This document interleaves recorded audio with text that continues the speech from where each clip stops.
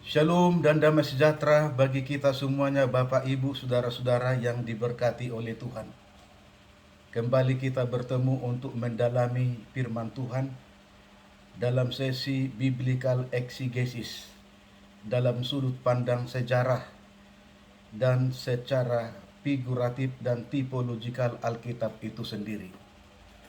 Inilah bahagian yang ketujuh dari sesi menjawab, menyanggah, merespon apa yang banyak dibicarakan dakwah-dakwah mereka di luar sana yang mencomot-comot satu dua ayat dari Alkitab lalu mengatakan ayat itu berbicara tentang Muhammad. Saudara-saudaraku, mereka sangat memaksakan ada nama Muhammad di dalam Alkitab. Padahal Alkitab ini dalam ruang lingkup bangsa Israel untuk umat-umat Tuhan.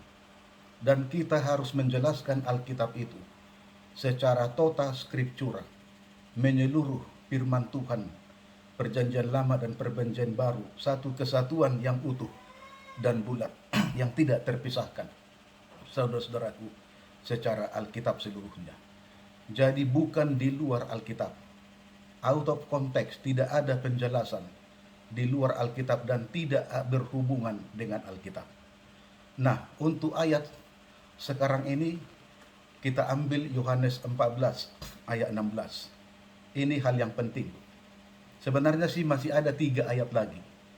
Tetapi ini dulu kita buat bahagian yang ketujuh. Yohanes 14 ayat 16. Yesus berkata, "Aku akan minta kepada Bapa, dan Ia akan memberikan kepadamu seorang penolong yang lain, supaya Ia menyertai kamu selama-lamanya." Kita lihat konteks daripada ayat yang diucapkan Kristus kepada murid-muridnya karena Yesus segera meninggalkan mereka dan naik ke sorga setelah kebangkitannya. Jadi Yesus tidak mau meninggalkan mereka tanpa kehadirannya sebagai anak yatim piatu. Jadi Tuhan mau meminta kepada Bapa supaya mengirim Roh Kudus yang adalah bahagian daripada kealahan Bapa, Anak, dan Roh Kudus. Mari kita lihat konteks ayat ini. Dari pasal 14 sampai 16, Yesus memperinci tentang pekerjaan, tugas, dan misi Roh Kudus sebagai penolong bagi umatnya, jemaat, yang diutus dari Bapa sesuai dengan permintaan Kristus. Jadi tidak ada hubungannya di luar daripada Alkitab. Jadi apakah ini berbicara tentang Parakletos atau Perekletes, tentang Muhammad? Saudaraku, preposisi para di depan kaleo yang artinya from beside atau come from, dan kaleo memanggil atau yang dipanggil, yang diutus. Jadi parakletos itu bentuk normatif maskulin dan singular, yakni yang diminta dan diutus oleh Kristus keluar, datang dari Bapa untuk mendampingi pengikut-pengikut Kristus dan jemaat melakukan tugas dan misi Kristus di atas dunia ini. Parakletos adalah kuasa Allah bagi penyelesaian misi Kristus melalui para pengikut Kristus dan jemaatnya di dunia ini.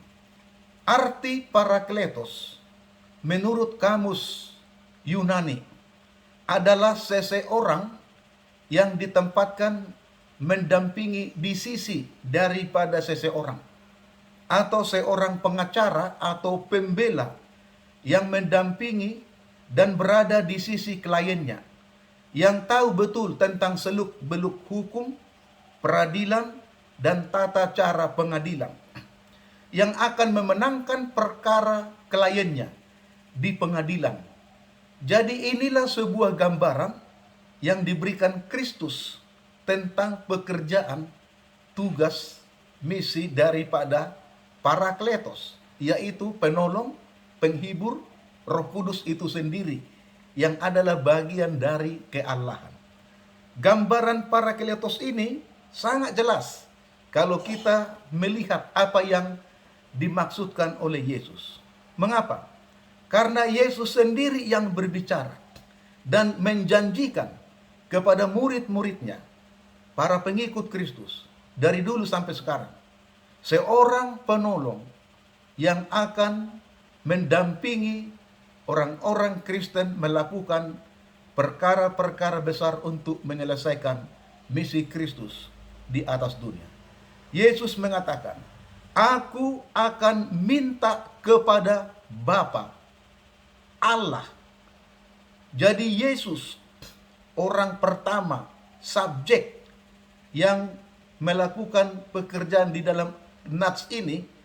Aku, Yesus, akan minta kepada Bapa, Allah yang di sorga, yaitu Bapanya, untuk mengirim seorang penolong, penghibur, yaitu Parakletos, Roh Kudus yang lain.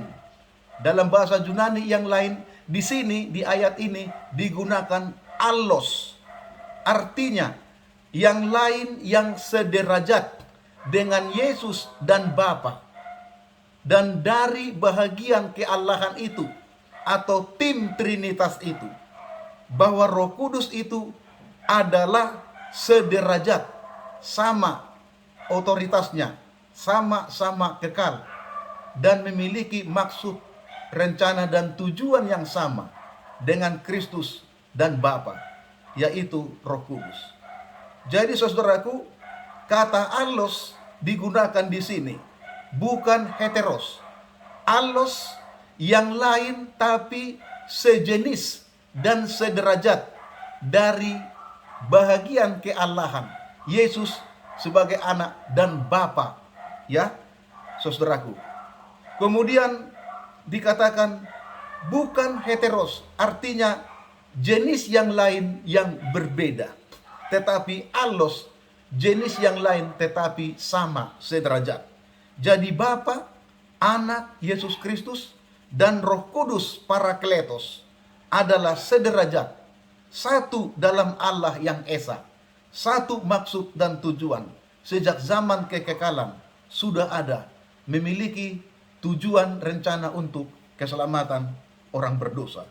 Jadi Kristus akan pergi ke sorga, minta kepada Bapa di sorga, supaya Allah Bapa mengutus Roh Kudus, bahagian dari mereka, dari keallahan, untuk mendampingi jemaat Kristen melakukan misi Kristus di atas bumi.